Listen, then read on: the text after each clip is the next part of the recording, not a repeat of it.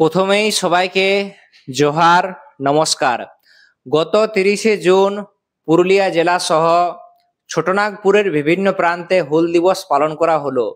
তবে এই হুল দিবস কেন পালন করা হয়, এই হুল দিবস পালনের পেছনে কি ইতিহাস রয়েছে, সেই সমস্ত কিছুই কিন্তু আজকের এই ভিডিওতে জানার চেষ্টা করা হবে। তো অবশ্যই বন্ধুগণ সকলেই সঙ্গে থাকো এবং প্রথম থেকে শেষ পর্যন্ত ভিডিওটি দেখতে থাকো।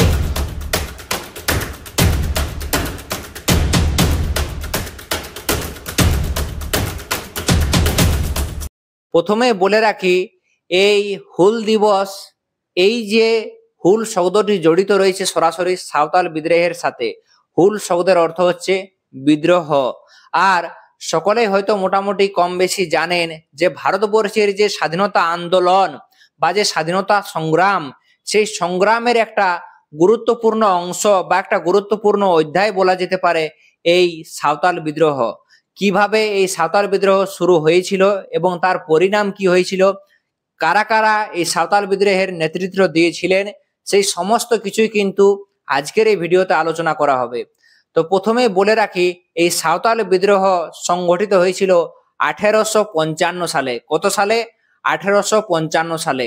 অর্থাৎ 1857 সালে যে মহাবিদ্রোহ সংগঠিত হয়, ঠিক তার 2 বছর আগে কিন্তু এই সাঁওতাল বিদ্রোহ সংগঠিত হয়েছিল।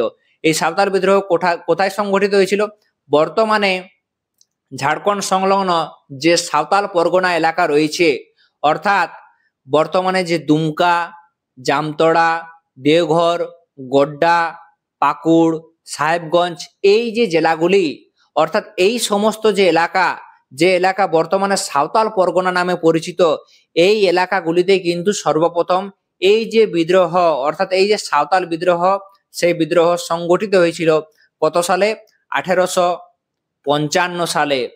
আর এই সাঁওতাল বিদ্রোহকেই অনেক যারা ঐতিহাসিকবিদ রয়েছেন, বহু ঐতিহাসিকবিদ এই সাঁওতাল বিদ্রোহকে কিন্তু ভারতবর্ষের স্বাধীনতা আন্দোলনের প্রথম যে সংগ্রাম বা প্রথম যে আন্দোলন, সেই আন্দোলন বলে দাবি করেছেন। তো কিভাবে এই সাঁওতাল বিদ্রোহ সংগঠিত হয়েছিল? তো প্রথমে বলে রাখি যে এই যে সাঁওতাল পরগনা, অর্থাৎ বর্তমানে যে ঝাড়খণ্ডের সাঁওতাল পরগনা রয়েছে, সেখানে কিন্তু বসবাস করত সাঁওতাল, হো, মুন্ডা, পাহাড়িয়া, এছাড়াও আরো বিভিন্ন জাতি জনজাতির মানুষেরা কিন্তু এখানে বসবাস করত। আর তারা তাদের যে জীবন জীবিকা নির্ভর পুরোপুরিভাবে ছিল জল, জঙ্গল এবং জমিনের উপর। তারা জঙ্গল কেটে সেখানে কৃষিযোগ্য জমি তৈরি করেছিল এবং এই জমির উপরেই নির্ভর করে তারা তাদের যে বাসস্থান এবং তারা তাদের যে খাদ্য, সেই খাদ্য তারা সংগ্রহ করত। এছাড়াও বন থেকে, অর্থাৎ জঙ্গল থেকে তারা কিন্তু কাঠ, এছাড়াও বিভিন্ন ফল মূল তারা কিন্তু সংগ্রহ করত। তারপরে দেখা যায় যে ভারতবর্ষের বুকে যখন ব্রিটিশদের আধিপত্য প্রতিষ্ঠিত হয়, অর্থাৎ ব্রিটিশরা যখন ভারতবর্ষে তাদের যে শাসন ক্ষমতা, সেই শাসন ক্ষমতা পরিচালনা শুরু করে, তখন তারা কিন্তু ধীরে ধীরে এই ছোটনাগপুর এলাকা সংলগ্ন যে এলাকা, অর্থাৎ এই যে সাঁওতাল পরগনা, অর্থাৎ তৎকালীন বলা যেতে পারে মানভূম, ধলভূম, এছাড়াও সিংভূম, এই সমস্ত এলাকা, অর্থাৎ পুরো যে ছোটনাগপুর এলাকা, এই এলাকাগুলিও কিন্তু ব্রিটিশরা তাদের নিজেদের শাসনে নিয়ে আসে।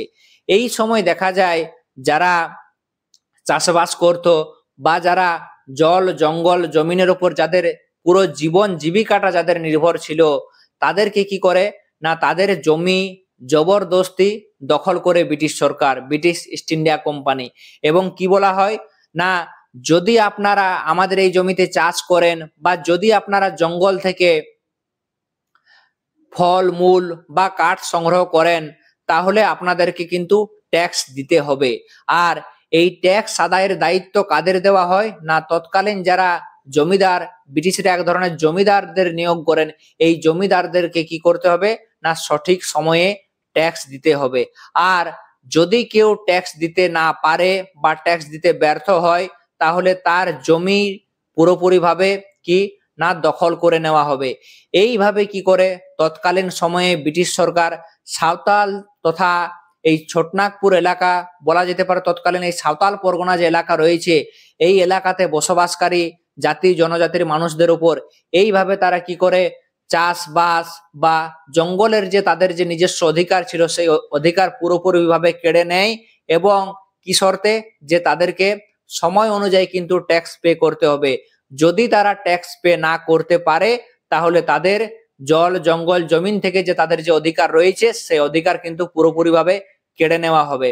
আর তারপরেই দেখা যায় জমিদাররা উচ্চ হারে ট্যাক্স আদায় করে, আর সেই উচ্চ হারে ট্যাক্স দিতে না পারায় বহু জাতি জনজাতির মানুষেরা রয়েছেন যারা তাদের জল জঙ্গল জমিন হারিয়ে ফেলে, এবং যার ফলে কোথাও না কোথাও তাদের যে জীবন ধারণ ক্ষমতা একেবারে অচল হয়ে পড়ে বা একেবারে বন্ধ হয়ে পড়ে। এইবার দেখা যায় শুধুমাত্র এই ঘটনায় নয়, তারপরে দেখা যায় যারা বিশেষ করে তৎকালীন সময়ে মহাজন ছিল, এই সমস্ত মহাজনদের কাছে এখানকার বসবাসকারী আদিম জাতি জনজাতির মানুষেরা কোনো কারণে টাকা বা পয়সা যখন ধার নিত তখন কি করতো না, উচ্চ হারে তাদেরকে সুদ দিতে হতো। আর যে সুদের পরিমাণ এতটাই ছিল যা কিন্তু বংশ পরম্পরায় চলতে থাকতো, অর্থাৎ সুদের যে একটা বোঝা, সেই বোঝা কিন্তু এখানকার জাতি জনজাতি মানুষদের উপর চাপিয়ে দেওয়া হতো। শুধুমাত্র তাই নয়, এখানে বসবাসকারী আদিম জনজাতিদের মহিলা থেকে শুরু করে হাঁস মুরগি সমস্ত কিছুই কিন্তু তুলে নিয়ে যেত।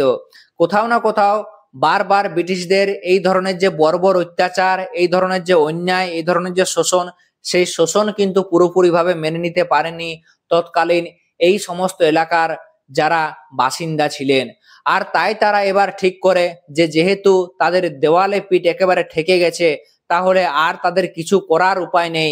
এবার একটাই শেষ কথা, সেই শেষ কথাটা কি না, এবার সংগ্রাম। আর তাই আমরা দেখি এই সমাজের মধ্যেই, অর্থাৎ এই শোষিত এবং বঞ্চিত সমাজের মধ্য থেকে দুইজন যুব নেতা, সেই যুব নেতা বেরিয়ে আসে। একজন ছিলেন সিধু মুর্মু আর একজন ছিলেন কানু মুর্মু।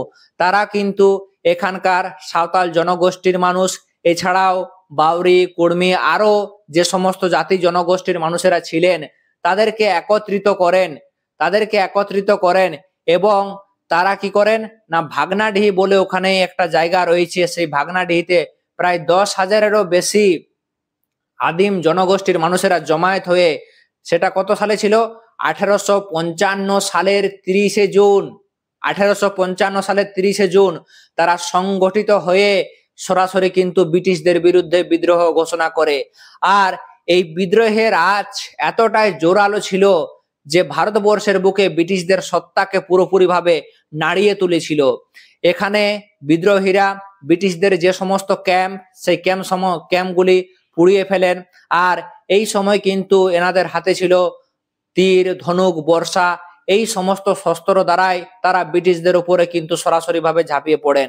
এই বিদ্রোহ দেখতে দেখতে এতটাই প্রবল আকার ধারণ করেছিল যে তৎকালীন সময়ে শুধুমাত্র সাঁওতাল পরগনায় নয়, ছোটনাগপুর তথা বাংলা বিহারের বিভিন্ন প্রান্তে এই বিদ্রোহের আঁচ ছড়িয়ে পড়েছিল। আর তার জন্য কোথাও না কোথাও ব্রিটিশ সরকার নড়ে চড়ে বসেছিল। তৎকালীন সময়ে ব্রিটিশ ইস্ট ইন্ডিয়া কোম্পানি যখন বুঝতে পেরেছিল যে যদি এই বিদ্রোহ দমন করা না যায় তাহলে এই বিদ্রোহে কোথাও না কোথাও ব্রিটিশ ইস্ট ইন্ডিয়া কোম্পানির কাছে একটা বড় যে বিপদ, সেই বিপদ ডেকে আনবে। তাই ছলে বলে কৌশলে যেমন করে হোক তারা চাইছিল এই যে সিধু কানু অর্থাৎ সাঁওতাল বিদ্রোহের তৎকালীন দুই মহানায়ককে গ্রেফতার করতে বা হত্যা করতে। তাই এই সময় তারা দেখা যায় যে মুর্শিদাবাদের যিনি নবাব ছিলেন সেই মুর্শিদাবাদের নবাবের সাহায্য নেন। এই সময় মুর্শিদাবাদের নবাবের সহায়তায় ব্রিটিশরা কিন্তু এক বিরাট সেনাবাহিনী গঠন করে সরাসরি সাঁওতাল বিদ্রোহীদের উপর ঝাঁপিয়ে পড়েন। এইভাবে দেখা যায় যে উভয় পক্ষের মধ্যেই বিরাট এক সংঘর্ষ হয়। তবে এই সময় একটা সবচেয়ে বড় যে বিষয়টা ছিল সেই বিষয়টা কি না, একদিকে যখন দেখা যায় ব্রিটিশ ইস্ট ইন্ডিয়া কোম্পানি যে সেনা ছিল তারা পুরোপুরি ভাবে আধুনিক অস্ত্র শস্ত্রে সজ্জিত ছিল, অর্থাৎ কারো কাছে ছিল বন্দুক তো কারো কাছে ছিল গোলা বারুদ। আর অপরদিকে যারা বিদ্রোহীরা ছিলেন অর্থাৎ যারা সাঁওতাল বিদ্রোহের অংশীদারি ছিলেন তাদের কাছে ছিল তীর ধনুক বর্ষা। তাই আধুনিক অস্ত্র শস্ত্রে সজ্জিত ব্রিটিশ সেনাবাহিনীর সাথে কিন্তু পেরে ওঠা কোনোভাবেই সহজ ছিল না। তাই দেখা যায় অবশেষে কিন্তু বহু বিদ্রোহীরা কিন্তু ব্রিটিশদের গুলি বারুদের আঘাতে কিন্তু মৃত্যুবরণ করেন এবং বহু যারা বিপ্লবী বা বিদ্রোহী ছিলেন তাদেরকে ব্রিটিশ সরকার ধরে ফেলে, ব্রিটিশ ইস্ট ইন্ডিয়া কোম্পানির যে পুলিশ ধরে ফেলে এবং বহুজনকে ফাঁসি দেয়। এই সময় দেখা যায় সিধুর মৃত্যু হয় পুলিশের গুলিতে এবং কানুকে ফাঁসি দেওয়া হয়। এইভাবে দুই মহান স্বাধীনতা সংগ্রামী কিন্তু মৃত্যুবরণ করেন। আর কোথাও না কোথাও তাদের যে এই যে 30শে জুন তারা যে একটা বিরাট বিদ্রোহের ডাক দিয়েছিল, যে বিদ্রোহ কোথাও না কোথাও ব্রিটিশদের যে ভিত, সেই ভিতকে পুরোপুরিভাবে নাড়িয়ে ফেলেছিল, সেই দিনটিকে স্মরণে রেখে কিন্তু প্রতি বছর এই 30শে জুন হুল দিবস পালন করা হয়। যেহেতু এই 30শে জুনেই সিধু কানুর নেতৃত্বে সাঁওতাল বিদ্রোহের ডাক দেওয়া হয়েছিল ভাগনাডিহির মাঠে। আর এই দিন সেই সমস্ত মহান বিপ্লবীদের স্মরণ করা হয় যারা এই সাঁওতাল বিদ্রোহ অর্থাৎ যারা ব্রিটিশদের সাথে লড়াই করতে করতে যারা নিজেদের জীবন উৎসর্গ করেছেন, তাদের এই দিনটিতে কিন্তু বিশেষভাবে স্মরণ করা হয়। তো এই ছিল বন্ধুগণ হুল দিবসের যে ইতিহাস। তবে এর ফলাফল বা রেজাল্ট কি হলো? আর এর ফলাফল বা রেজাল্ট হলো যাতে ভবিষ্যতে কিন্তু এই সাঁওতাল বিদ্রোহের মতো আরো কোনো বড় বিদ্রোহ যাতে সংগঠিত না হয়, তার জন্য কিন্তু ব্রিটিশ সরকার এই সমস্ত এলাকার মানুষদের কিন্তু জমি, জল, জঙ্গল, জমিনের যে অধিকার, সেই অধিকার কিন্তু পুনরায় যে সেই ফেরত দিয়েছিল। তো এই ছিল বন্ধুগণ সাঁওতাল বিদ্রোহের সংক্ষিপ্ত ইতিহাস। তো এই নিয়ে আপনাদের কি মতামত রয়েছে? অবশ্যই কিন্তু আপনারা আপনাদের মতামতটি কিন্তু নিচে কমেন্ট বক্সে কমেন্ট করে জানাবেন। তো চলুন, সকলকে জোহার, নমস্কার জানিয়ে আজকের মতো ভিডিওটি এখানেই সমাপ্ত করছি। সকলকে হুল জোহার।